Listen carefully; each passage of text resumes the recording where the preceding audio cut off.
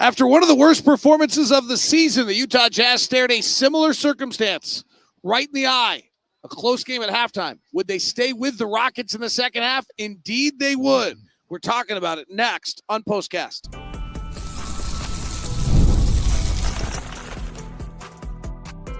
You are Locked On Jazz, your daily podcast on the Utah Jazz. Part of the Locked On Podcast Network. Your team every day.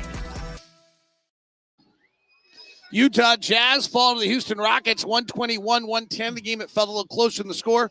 David Locke, along with Ron Boone, your Utah Jazz radio team, will walk you through this one. A lot of highlights, a bunch of good performances, reliability pluses at the end, and the Jazz, a much improved performance than the one we saw the other night against Memphis. But it felt like it could have been just like that, Ron. The Jazz stayed in the first half. They were down 2, and then all of a sudden they were down double digits in the third quarter. And unlike the other night, they did not let go of the rope. Yeah, did not let go in a game of runs. The Jazz get down as much as 15, and then they come back and get within 6 and 5. And I mean, you just like the fight, the fact that they didn't just get up and let go of the rope, as you just mentioned, and then lose by 20.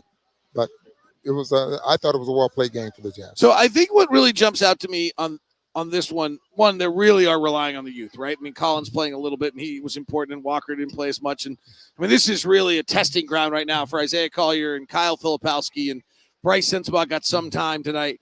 But specifically on Kyle and Isaiah, I'm watching them learn. I mean, I'm literally watching Isaiah Collier figure out, oh, wait, I'm strong enough. You're calling it bump and shoot. I can get in the lane. I can bump you. I can get a shot off. Kyle's figuring out where he can make some plays. And I thought Kyle, I'll be curious to talk to coaches. They understand defense far better than I do. You do too. So that'd be your thoughts. But I thought Kyle, who honestly at times has been horrendous defensively, was valiant in his effort tonight. And I thought tried some different things. He made a really strong effort on one play to be aggressive and got a steal. He tried some different things at different times defensively to see what would work for him rather than passively just getting hammered. The shoot-around report was don't get bullied. Yep. And for the most part, I don't think that did happen tonight. Great point. And if you want to judge, don't get bullied. Brooks didn't bully anybody tonight. Yeah. He's usually the number one guy that tries to overpower you, try to intimidate you. One of those players that plays angry out there on the floor. We didn't see a lot of that tonight. So Thompson, just athletic and very good at getting where he wants to go on the floor, and probably was the best guy on the floor tonight. This game is won again on this possession battle concept. We've talked about this a lot. The Jazz are just so badly on the wrong side of the turnover battle every night as the team that's last in the NBA at taking care of the ball and last the team forcing turnovers. And so the Jazz tonight turned it over 16 times and the Rockets turned it over 9. But usually the Jazz try to make up for that by winning the rebounding battle. But you're not doing that against the Rockets. Jazz get outscored 51-33. Rockets have 18 offensive rebounds to the Jazz 3. So, Ron, the Jazz take 2 fewer free throws and 23 fewer shots. Because of offensive rebounding. 23 fewer shots in this game. And if you go back to listening to the coaches in the coaches meeting where Udoka talked about the numbers they had last year and what they decided to do this year, the rebounding has been something that they wanted. That was a point of emphasis. And this team, as you just mentioned, are not in a lot of different categories in the top 10. And so you would think that they would struggle winning basketball games, which they probably do. But rebounding has been the strength of this team, and it's given them a chance to be in the top 5 as far as the playoffs are concerned. Well, the big question on them is going to be whether or not that rebounding can be sustained in a playoff series against elite teams, or maybe most importantly, Ron, whether they're inadequate shooting. They shoot 46 tonight, 32% from 3. They really didn't do well against the worst half-court defense in the NBA. That does not look to me like a team that is on the verge of winning a playoff series. This is especially in the playoffs, because then the playoffs now they're focused. The coaches are focusing in on your strengths and how to take away that. And if whoever they play in the playoffs, if they're able to just neutralize that offensive rebounding and the rebounding of the Houston, Houston loses because that's where they're winning ball games. Today's show is brought to you in part by FanDuel.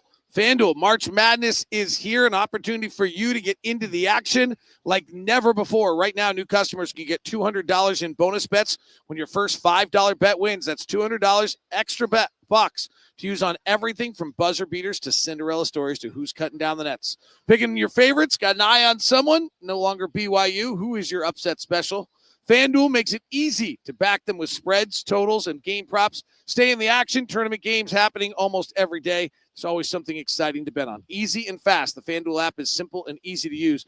And when you win, you get paid instantly. No waiting around. So visit FanDuel.com and get into college hoops action all tournament long at FanDuel, official sportsbook of Locked On.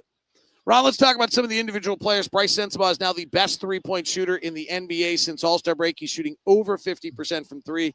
It's really a special skill. He's on another run. I mean, we had one early in the year, meaning early in the year of 2025, like in January or something like that. He had a run where he was just, everything he threw up was going in. I remember one game in Dallas where he was just fell out on fire. And right now his confidence is very, very high, especially with the catch and shoot on the three, shooting the three.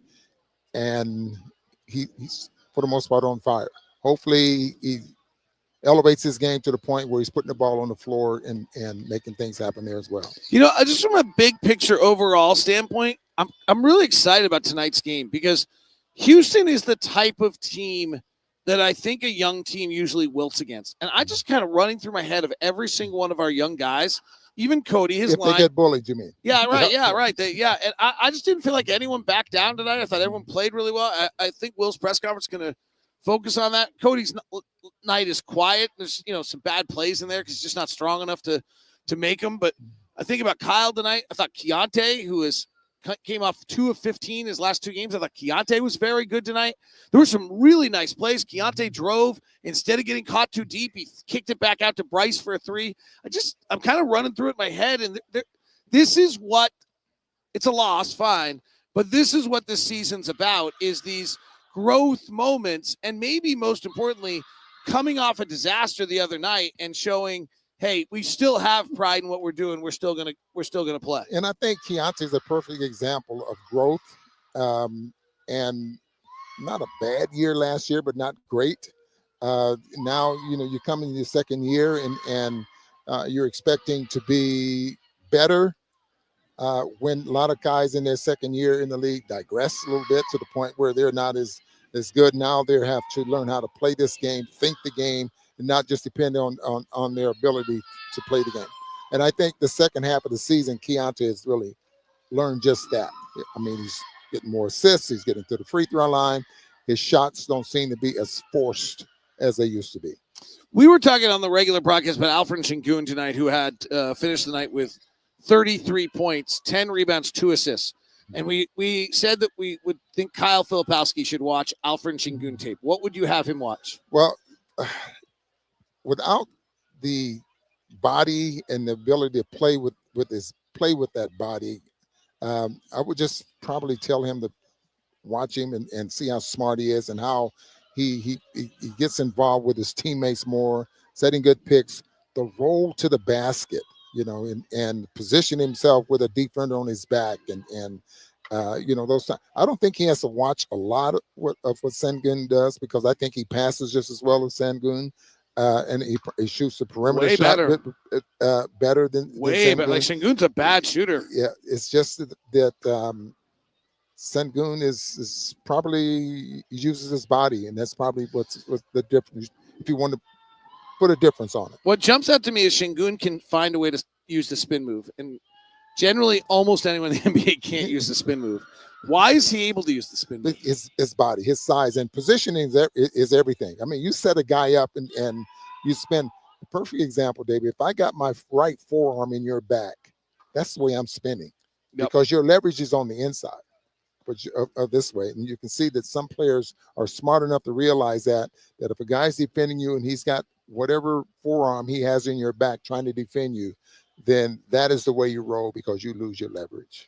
The nicest guy in the NBA, Steven Adams, is out on the floor just taking pictures with everyone right now. Kind of a cool scene. And then there's a huge Turkey contingent over here to our left that's here for Alfred Sengun. There's probably 35, 40 people here, all with Turkish waving Turkish flags and here. So an interesting kind of scene here after he had a the big game night too, 33 points. And last time these two teams met, he had 27. So he's scoring very well against the Jazz. All right, reliability pluses tonight, Ron Boone. What do you think? Kyle? Yep. Collin, Sexton, second half. Okay. I got Collier. I was really impressed by Collier. Yeah, and then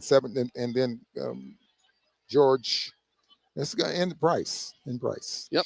Yeah. Well, Brice goes 5 of 5 tonight, 4 of 4 from 3, is now the leading 3-point shooter in the NBA since the All-Star break. Yeah. All right, on behalf of Ron, 2, 3, 4, 5 realities. Ron and I will be with you tomorrow from Denver. Last road trip. Well, we have one other in Minnesota. Last long road trip of the year. We'll knock out 5 our final 6 road games of the year. If you're on audio, check out Locked On NBA Game Night. Every game, every night on Locked On NBA. Have a great night.